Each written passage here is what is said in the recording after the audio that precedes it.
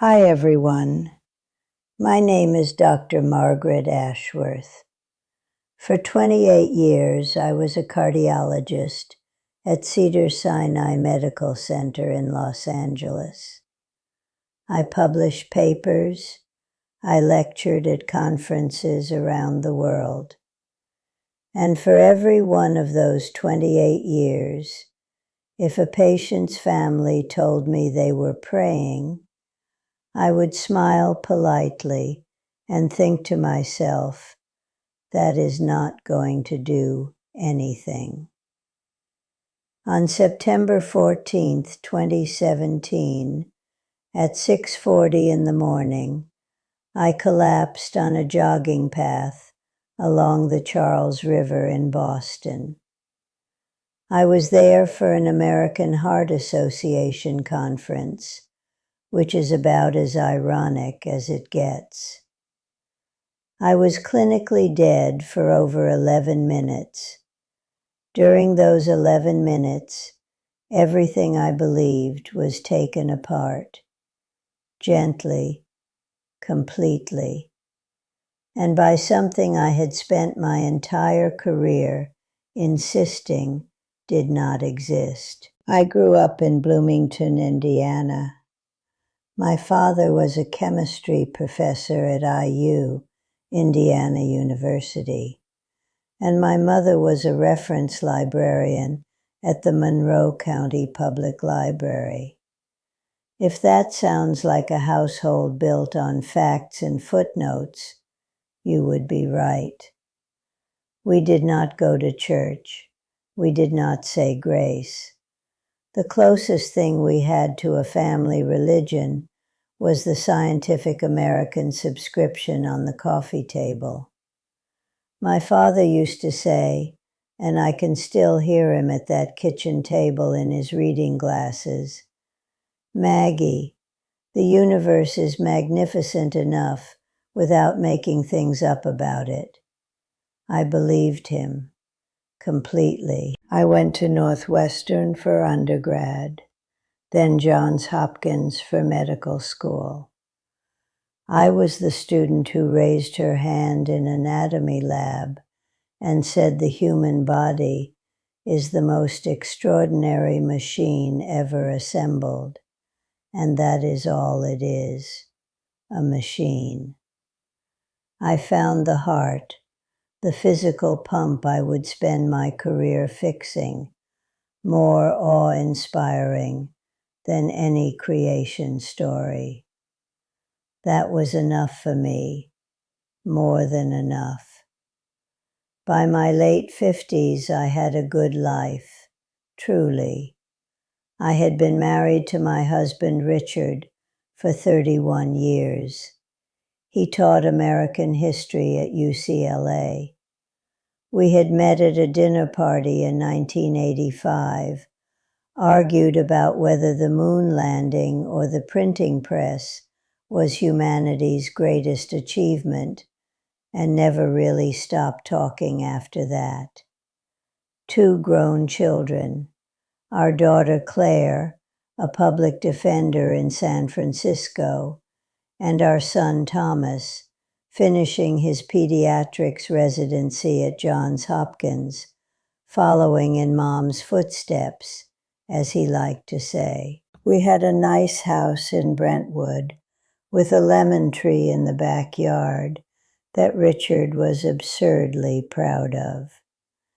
He would bring lemons to dinner parties like they were trophies.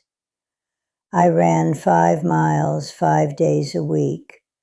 My cholesterol was perfect.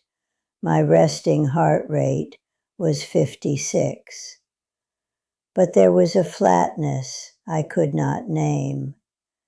You know that feeling when you have checked every box, done everything right, and you are standing in your kitchen on a Sunday morning with good coffee and the newspaper, and you think, is this the whole thing?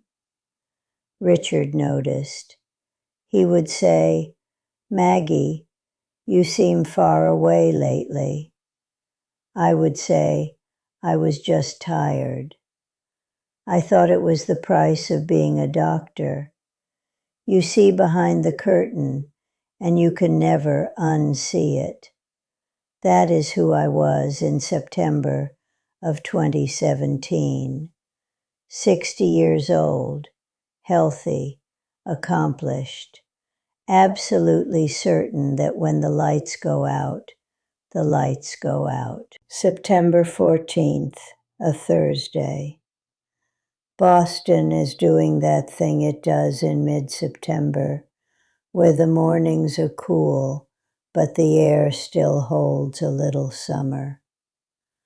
I wake up at 5:45 at the Marriott Long Wharf, harbor out my window, water steel gray and flat.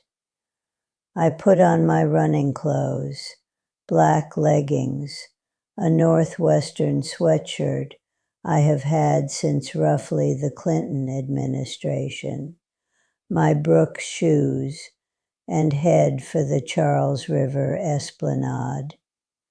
Beautiful path, the footbridge, the sailboats, the brownstones across the water in Cambridge.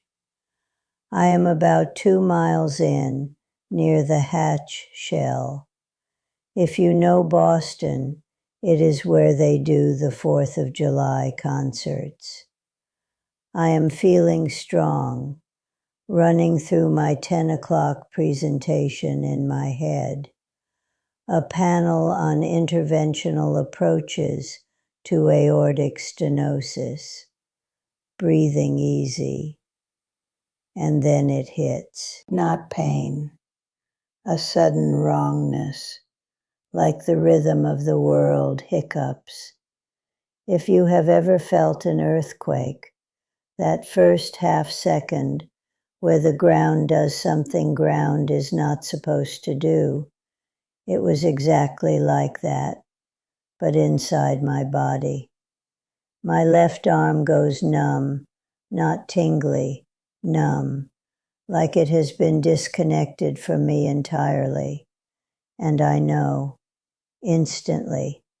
I have diagnosed this 1,000 times from the other side of the gurney. I am a 60-year-old cardiologist having a heart attack on a jogging path in Boston, 4 hours before presenting a talk on heart disease at a cardiology conference. If God has a sense of humor, and I now believe he does, this was it. I stop running. My vision is narrowing, doing that tunnel thing, like the edges of the world are being erased with a gray marker. There is a bench about 20 feet ahead. I think, get to the bench, sit down, get your phone out. I take 3 steps and my legs give out. I am on the ground, pavement cold and damp against my cheek. I can see a jogger coming toward me, a young man in a red shirt, and I try to wave, but my arm will not cooperate. I can see the river from down here, catching the early morning light. And I am thinking, with this strange clinical detachment, so this is what my patients see. This is what it looks like from the inside. The young man in the red shirt is above me now. His mouth is moving, but the sound is muffled, like I am hearing him through a thick wall. He has got his phone out. He is calling 911. I can see the panic in his eyes, and I want to tell him, call it in as a STEMI. Tell them 60-year-old female, sudden onset, have the cath lab ready. But I cannot speak. Nothing is working. There is enormous pressure in my chest, like an elephant standing on my sternum. The gray is closing in from every direction. The last thing I see is his red shirt, and behind it the sky turning pale blue. And one thought cuts through, Richard. I did not call Richard last night. I fell asleep reading my slides, and I never called him. The gray takes everything, but here is where it changes. The pressure stops. The pain stops. Everything stops, not gradually, like a switch. 1 second I am on cold pavement with an elephant on my chest. The next there is nothing. No pain, no body, no Boston. And in that nothing there is peace. A peace so complete that in 60 years of living, I had never felt anything like it. Like every muscle had been clenched my entire life, and all of them released at once. And then I was somewhere. What I am about to describe does not fit inside language. English was built for this world. What I experienced was not this world. So everything from here is a rough translation. The first thing is light, not sunlight, not lamplight, not the fluorescent of an operating room. This light is alive. It has intelligence. It has warmth that is not temperature, warmth the way love is warm. It is everywhere, not from a source, just being. Like I am inside light, the way a fish is inside water. I do not have a body. I am still me, still that dry, sardonic inner voice, but I am not contained in anything. I am vast, and it feels like coming home. Not Brentwood, not Bloomington, home, the real one underneath all the others, the one I did not know I had been missing my entire life. Then I feel the presence. I did not see an old man on a throne. What I encountered was a consciousness so vast, so ancient, so saturated with love that my entire vocabulary, degrees, publications, 30 years of precision became kindergarten. It knew me, not the way Richard knew me, the complete me, every thought, every shame. The time I hung up on my mother in 1998 and did not call back for 2 weeks. The time I humiliated a young resident so badly she cried in the stairwell. The afternoon I sat in my car, wondering if my life meant anything. All of it was known, and all of it was forgiven. Not like a pardon, it was understood. Every stumble was part of the path, and the only thing coming from this presence was love. Absolute, total, unconditional. I can feel it right now telling you this. 8 years later, the echo is still here. Then came the showing, not a movie, more like being handed a new sense, glasses for a dimension you did not know existed. I could feel what others felt near me. When I was kind, their relief. When I was impatient, their hurt. When I held a dying patient's hand at 3 a.m, I felt from their side what it meant. It was the brightest thread in the whole review. But here is what undid me. The presence showed me every moment I had dismissed. Every time a patient's wife said, "Doctor, I have been praying and I thought nothing of it," those prayers were real, not magic words. Real because they were acts of love sent into a fabric of consciousness far more connected than we know. Everyone was heard and held. I understood, not with my brain but with everything, that the universe was not a machine. It was alive, conscious, loving. My father, who said the universe was magnificent enough, he was right about magnificent. He just did not know the half of it. One last knowing was placed into me. You were never separate, never alone. The loneliness, the flat Sunday mornings, that was the forgetting, the cost of being physical. But you were held every second, even when you could not feel it, especially then. Then it said I had to go back. I fought. I said I do not want to go back.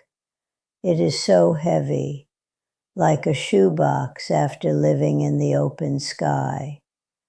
And the presence laughed, the kindest laugh I have ever heard, like a grandfather watching his grandchild refuse bed.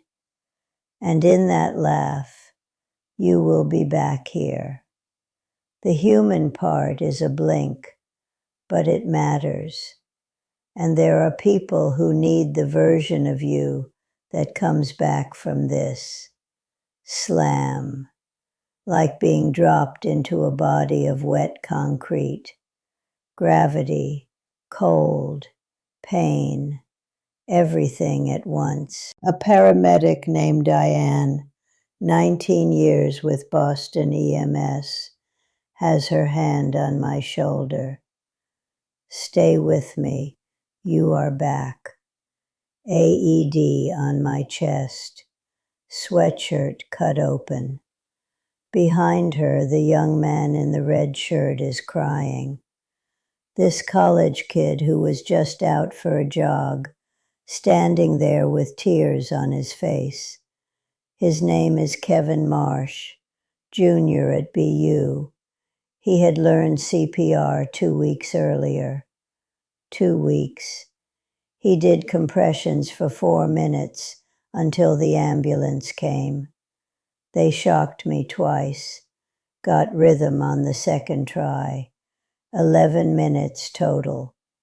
Mass General, 95% blockage in my left anterior descending artery.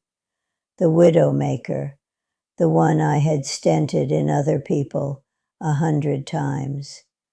They placed a stent.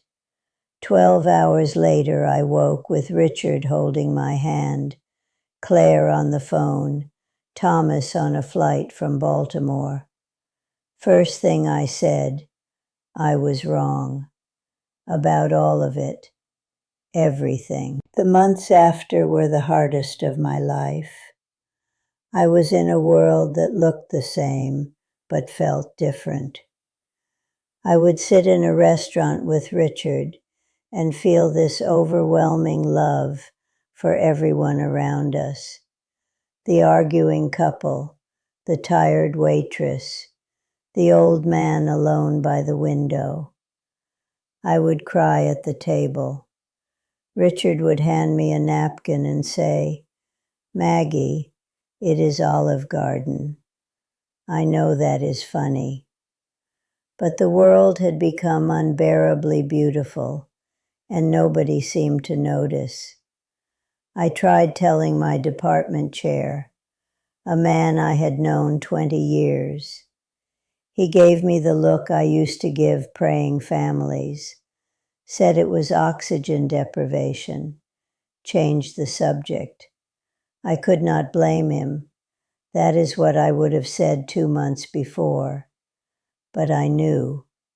The way you know your name. It was not a hallucination. Those 11 minutes were more real than 68 years of physical life. I went back to practicing.